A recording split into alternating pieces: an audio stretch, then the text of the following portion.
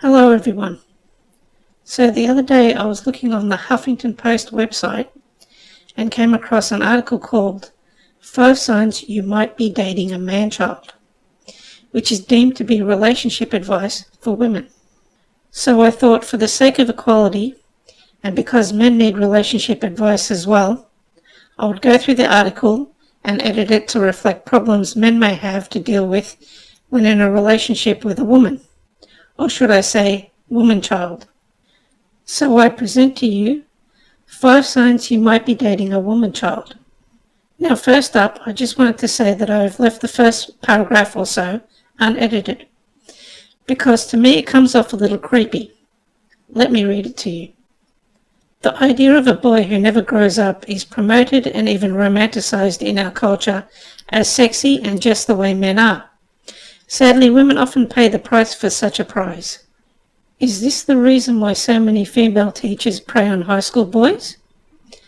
And is pay the price for such a prize referring to these types of women getting caught? If so, that's pretty sick. Let's move on. There are consequences to keeping this type of woman in check. He does the work for two and she coasts by. This may partly explain why women, by and large, benefit more from marriage than do men. Marriage brings, for most women, greater happiness, physical health, and greater wealth than their bachelorette counterparts.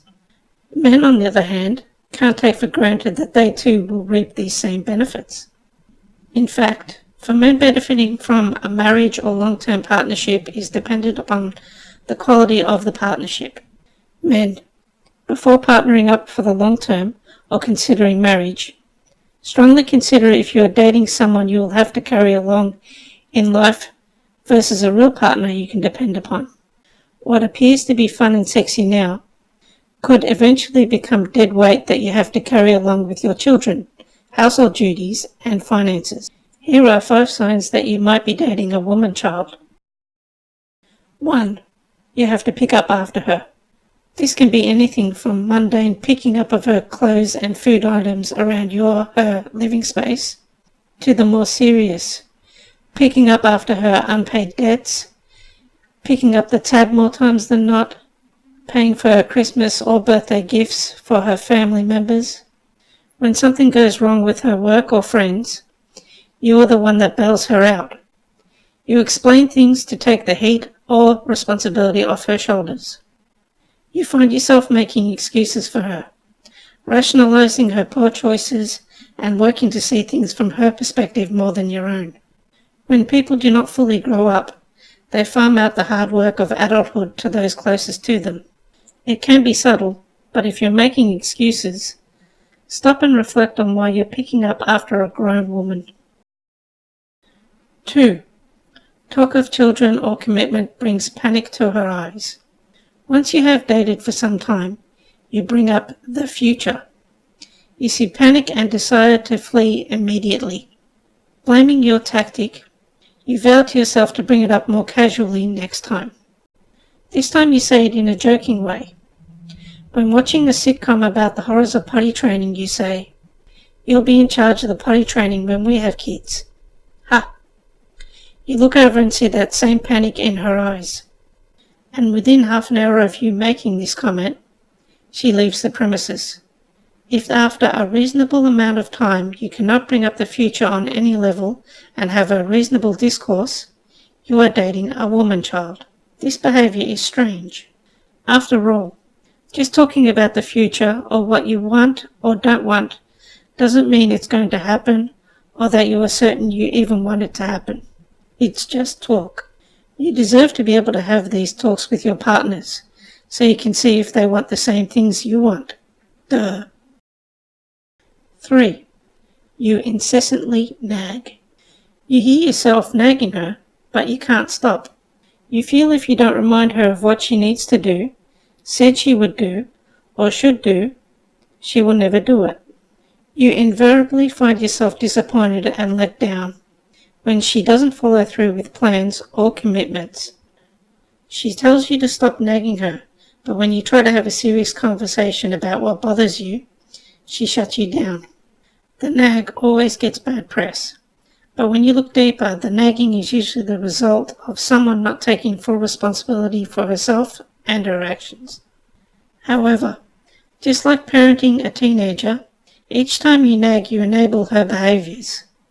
Instead of owning what she didn't do, she can deflect through blaming you for being such a complaining nag. 4. She avoids serious conversation.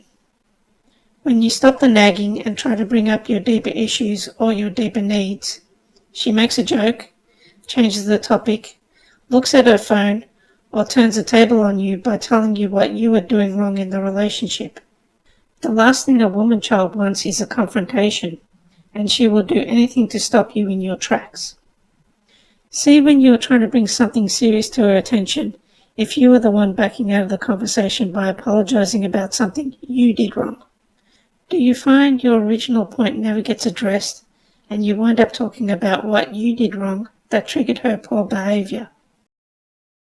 5. Her interests/friendships carry a middle school vibe. When she goes out or spends time with friends, she becomes an adolescent again. She can't keep adult limits with alcohol, abuses recreational drugs, participates in pranks, or generally reverts to a middle school sense of humour. When around you, she doesn't exude this silly fun self, and you feel like a buzzkill. Women who never grow up do not know how to deal with adult men who want to have an adult conversation. They revert to their adolescent ways out of a discomfort with intimacy and as a protection from getting too close to you. In fact, the more adolescent your woman, the more fatherly you may need to be in her presence. It's hard to let go if you feel like you're the only one watching the controls, and it's even harder to have a thriving adult romantic relationship with someone who is glorifying her college days or constantly wants to hang with the guys. You may find you're alone more than you like, and when together you don't truly have fun and enjoy each other. If you think you're in love with a woman child, take a step back and reflect on what motivates you to continue in such a lopsided union. You likely fear letting go of control, not getting what you want, not being good enough to get what you want, or having to start a whole new relationship all over again. Perhaps you fear all these things. Stop working on your woman child and start working on you. You're well worth the investment. So there you have it. Men, once you've identified that you're in a relationship with a woman child, don't waste your time with her. Go out and get yourself a real woman. You deserve it. Thanks for watching.